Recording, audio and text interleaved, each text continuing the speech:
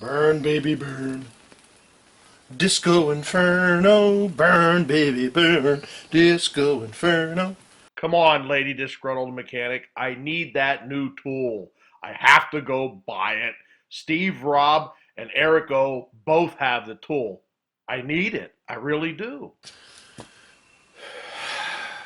Hey, folks.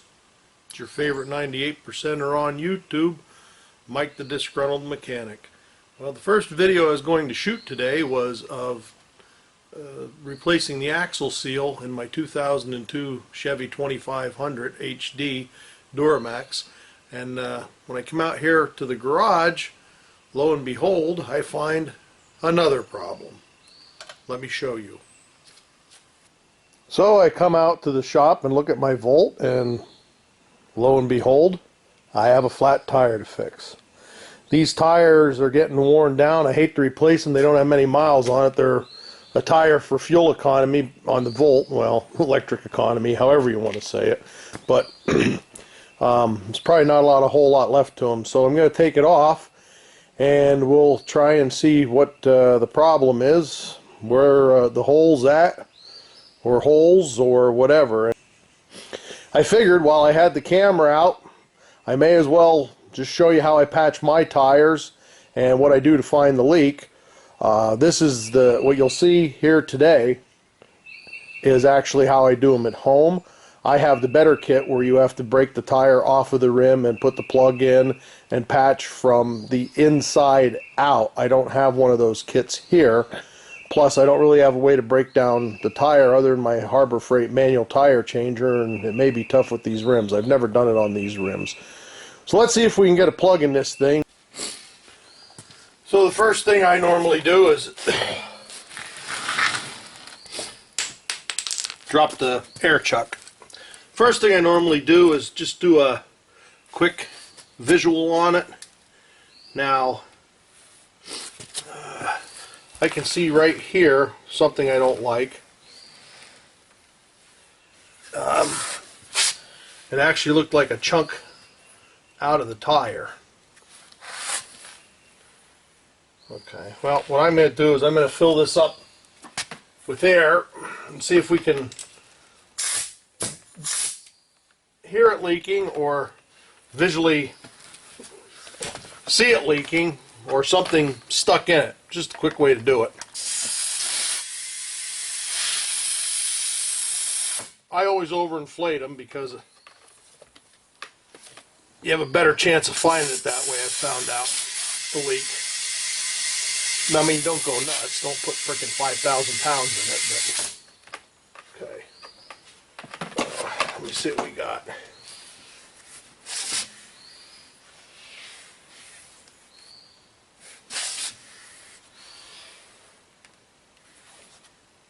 I hear it, I think.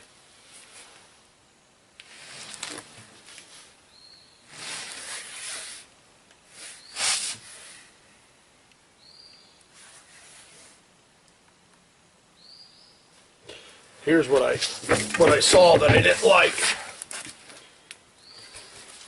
It has that spot right on it there. I don't know if you can see it. But it looks like a piece of the rubber's out of it. And as you can see, these are just worn terrible. Let me, just because that's a questionable area, let me spray a little soapy water on it. See if we get any bubbles. Usually I mark it, but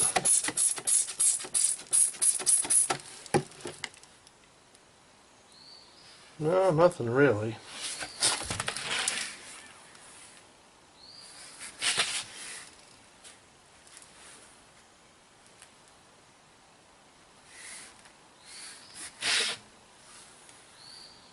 Man, I don't see anything sticking out. There's a bunch of little stones and stuff in it. I'm going to set this camera up and point down on this because I think it'll work better. I wasn't sure how it would work, how good it would work, but let's try that.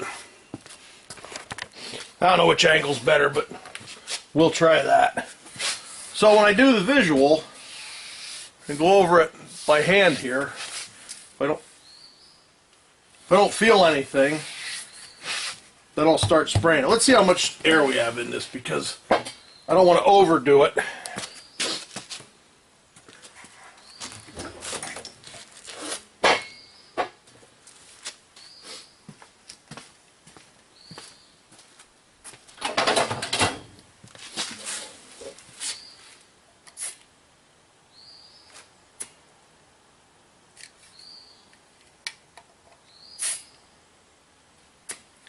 Okay, I know you can't see that, but we only have 21 pounds. Let's boost this puppy up to about 55 or at least 60.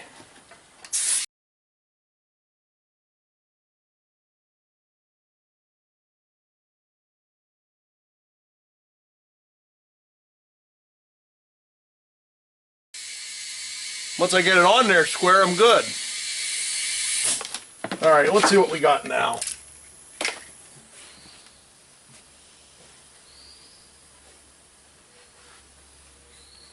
I swear I hear it. Sounds like it's on the bottom.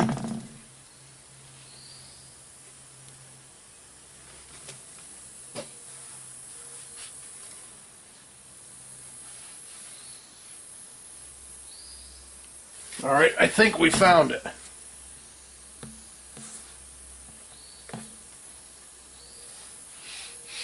Let's just put some soap on it. Yep, I feel it. So, I'm going to put some soap on it. Whee! There it is. Right in the tread groove here. Yep, big time. All right. So now we get our handy dandy kit out. Since I'm right here, I'm not going to mark it, but usually I use a paint stick and I'll mark around it to be able to hit the hole a bit better. I don't think we're going to need that because I got my tools right here. So we'll take out this one. Before I go any further, I'll just tell you this is a Blackjack tire repair kit. I'm not doing any advertisement for it. I don't know if they're in business. I bought this off the Snap-on truck 15 years ago, I'll bet. Still have plenty of things. I have one of these at work. And as far as I'm concerned, these repair cords that you put in, the ones at work, it's a newer kit, they are just not the same. Not the same. So, alright, we'll put a little luber on her.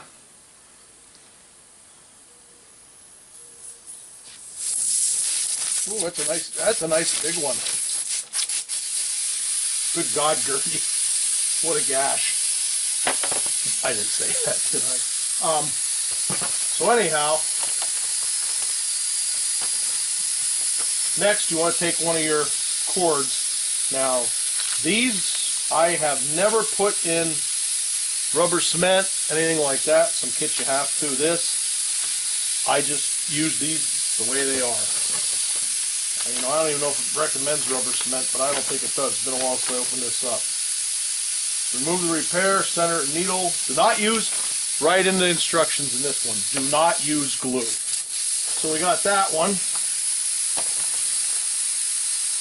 I do have, I thought I had longer ones. I do have longer ones here. We'll use the shorter ones. But we'll take this.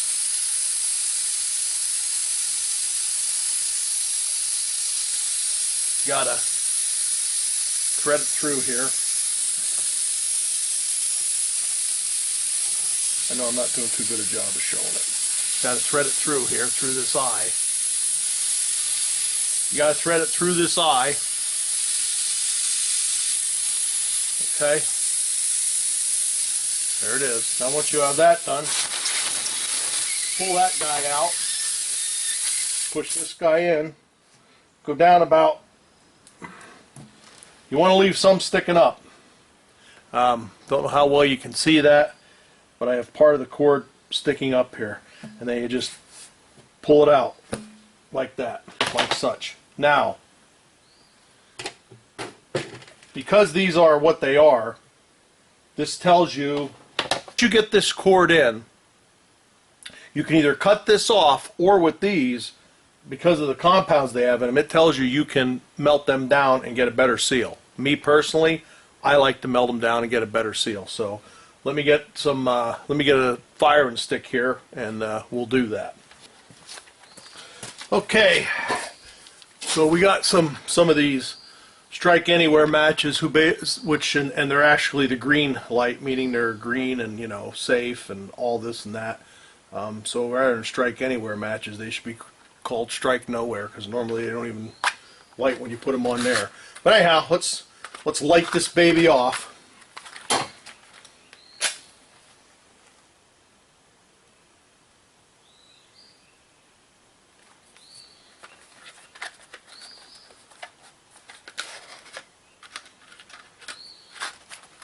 So anyhow, let's light this baby off.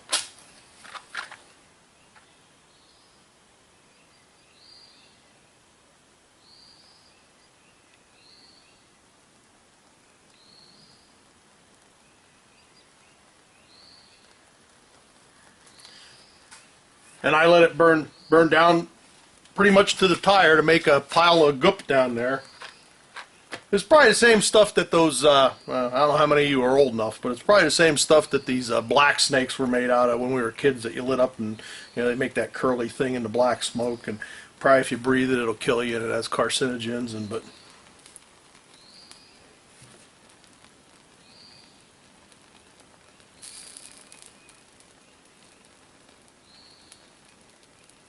burn, baby, burn.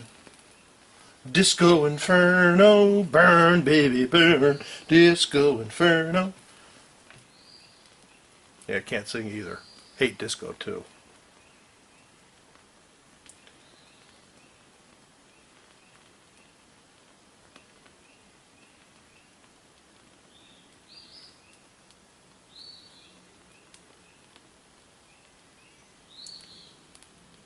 Making a very nice puddle of goo. Now the ones that work, these cords like that, they won't burn. They just don't have the good stuff in like these old ones do, man. This is when you could still have the chemicals in. I'll be sorry when I use all these, but they go relatively slowly for me. So, alright, they're about burnt down there. So there we go. And then what I'll do is I'll help it out and put a little bit of that there on it. If you do that too, and once you get the sizzling out of it, if you do that, you'll see if you have any leaks. Probably could burn that down a little further, but we'll stop there. It'll smush in. But okay, so there it is. You can see. Put this on. No leaky. Let's put her up to, oh, I don't know. Let's get her up to 40 pounds. About what I run in these. 44.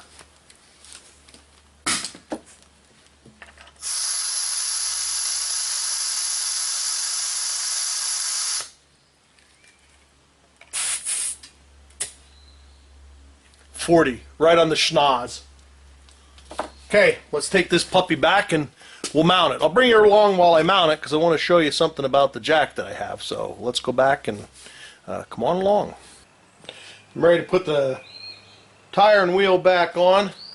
I got my torque stick, my 100 foot-pound. That's what the manufacturer calls for. Basically, if you don't know what the torque stick is, that you put it on your impact and it is supposed to give you the proper torque.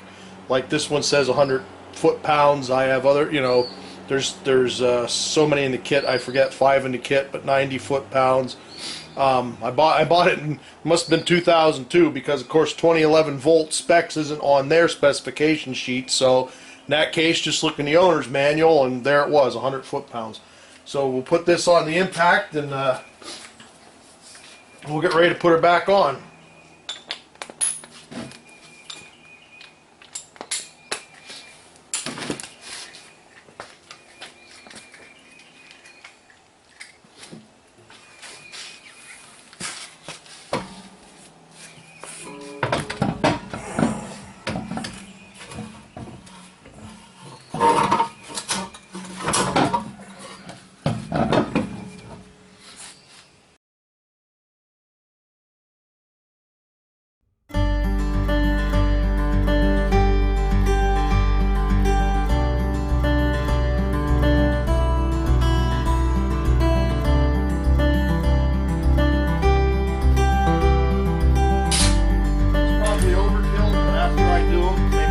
say you shouldn't, but even after I do them in the crosshatch, I go back around them one more time and just give them another hit.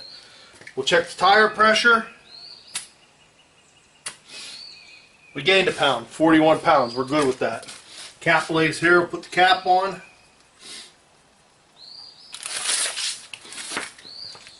We'll let her down.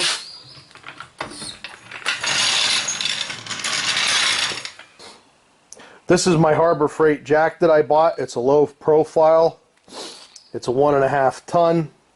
I bought it because this volt sets so low that it can be a real bugger to get underneath. So I bought it to be able to get under that. It's been worth every penny.